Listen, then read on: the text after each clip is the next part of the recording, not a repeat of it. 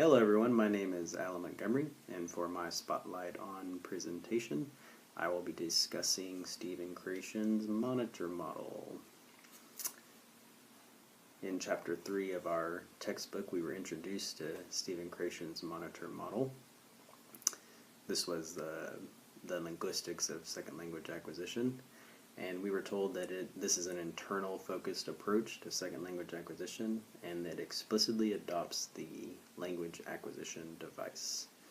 And so for the purpose of this presentation, I want to look over the 5 hypotheses that Krashen makes, and then also think about practical applications that we can make in the classroom for English language learners. So those 5 components of Krashen's monitor model are acquisition learning hypothesis, monitor hypothesis, natural order hypothesis, input hypothesis, and effective filter hypothesis. So, acquisition learning hypothesis. This basically just says that there's kind of 2 ways that adults can develop competence in second language, through acquisition and through learning. So acquisition is sort of a subconscious thing, and it's similar to how children develop language, their first language. And then learning is a much more conscious effort to study and learn rules of a new language. So I have a quote here that says, some second language theorists have assumed that children acquire while adults can only learn. But the acquisition learning hypothesis claims that adults can also acquire, and they have the ability to pick up languages, which does not disappear at puberty. The second hypothesis of Krashen is monitor hypothesis, and this is saying that learning is a monitor or an editor, and it makes changes to things that have already been produced. And so there's formal rules, and conscious learning plays a limited role in second language performance. So this is just, we're monitoring ourselves and what we know. We can be a monitor over user, which is constantly self-correcting. We can be a monitor under user, which is like, we don't care, we just go with whatever feels right, we don't think about the rules at all. And then we can be an optimal monitor user, which is just kind of an appropriate level of going with the flow, but also using some prior knowledge to correct every now and then. Number 3 is a natural order hypothesis. In this, the acquisition of rules of language and grammatical structure happens in a predictable order. There's been a lot of statistical research done, and it shows that we basically acquire grammatical structures in a very natural order, or a common order, most likely. And this is true in L1 and L2, and it varies a little bit. But an example here in English, grammatical morphemes are most frequently acquired with progressive, plural, irregular past, irregular past, third person singular, and possessive. So knowing that this is how we naturally progress, we can adapt the way that we teach. 4th, the input hypothesis.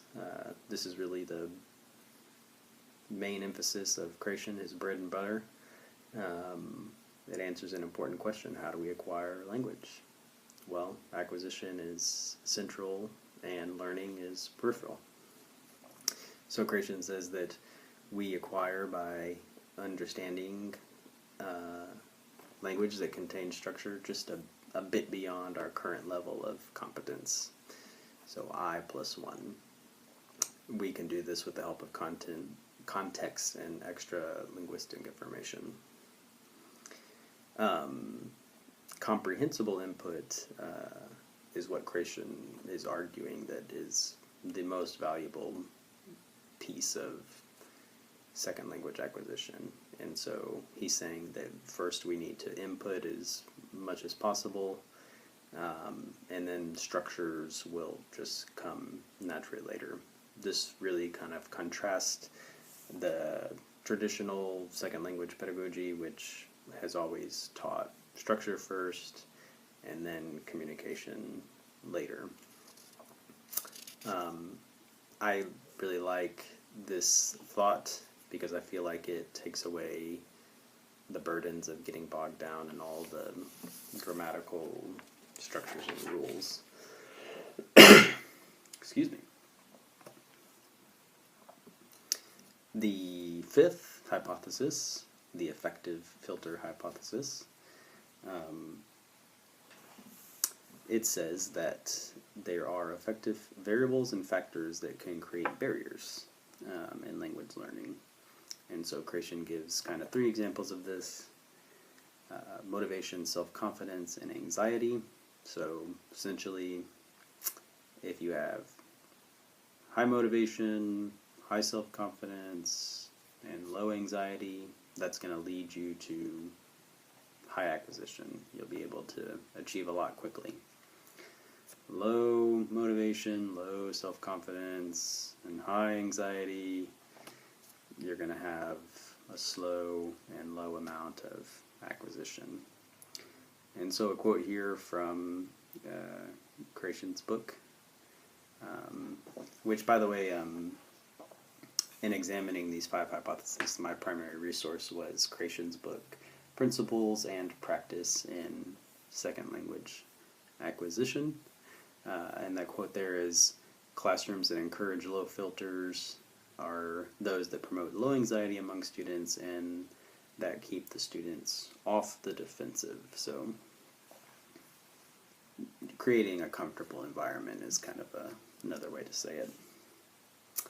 All right, moving on to practical applications. There are many critics of the monitor model, and the critics say that it's hard to make a distinction between learning and acquisition. That's vague and imprecise, and they say that Krashen's claims are impossible to verify. But nevertheless, Krashen's thoughts on comprehensible input are important, and I believe that they're very valuable to practice in the classroom of English language learners. So I kind of take all of this with a grain of salt, but I think it's important to know that this is one of many effective models for teaching ESL. There's no doubt that many great quality things can come from teaching an optimal, comprehensible input. It's going to be a great benefit to any language learner. So kind of assuming that these hypotheses are correct, we need to understand that acquisition is central and learning is peripheral. So the goal of our pedagogy is just to encourage acquisition as much as possible, that subconscious way of learning.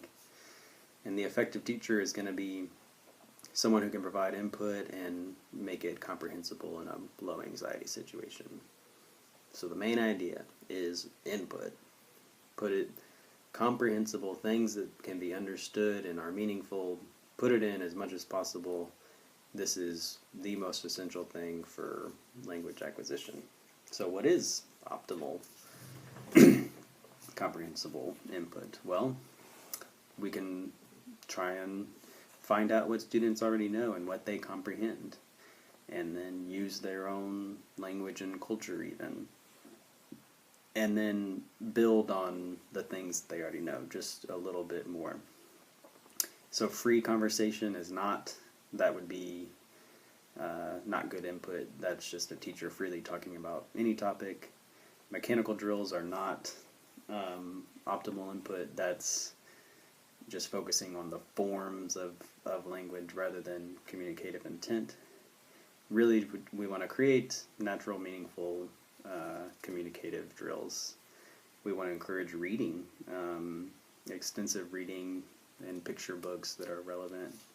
TPR is total physical response, so this is using the full body experience and sit down, stand up, walk over there, and then building on that.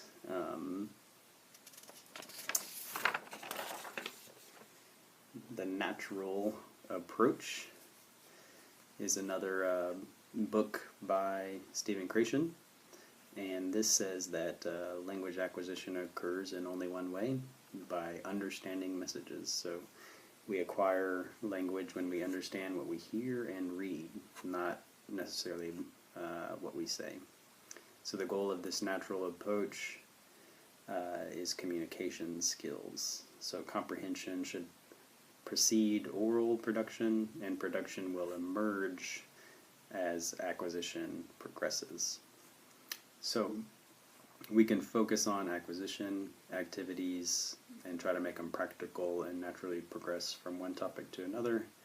Some sample topics could be just people's names, greetings, clothing, recreation, family, friends, work, where you live, and then find ways to lower the affective filter. Make learning natural, make it apply to real life as much as possible, apply to what they already know. So emphasizing reading was a very interesting thing that I kind of discovered during this research. I found an article by Krashen called Do Libraries and Teacher Librarians Have the Solution to Long-Term English Language Learner Problem? In this short article, Krashen argues that direct instruction in academic language is hopeless, but instead that we should develop habits of listening and reading, and we can kind of do this in 3 stages with our students. Have them listen to stories, have them self-select free voluntary reading, and then self-select reading in areas of their interest. And so this is how they can best grow in their language acquisition. So to conclude and wrap this up quickly, because my time is over 10 minutes now, I just wanted to point out one cool website that I found, the National Clearinghouse for English Language Acquisition. This is done by the U.S. Department of State, and they have a cool book called Newcomer Toolkit. I just kind of skimmed through it and found an interesting thing about principles to encourage high-quality instruction.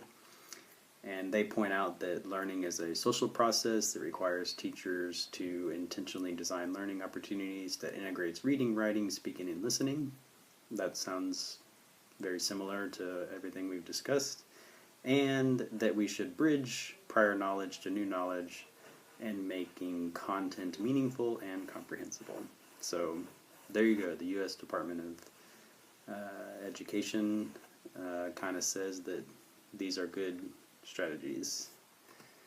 To conclude,